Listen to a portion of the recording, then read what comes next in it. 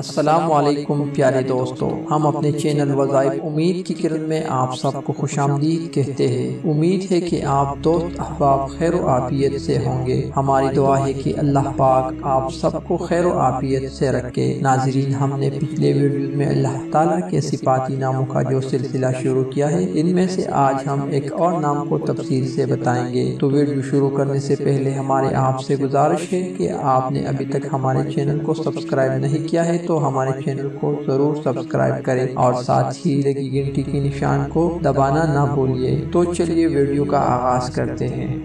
یا خالق، اے پیدا کرنے والے۔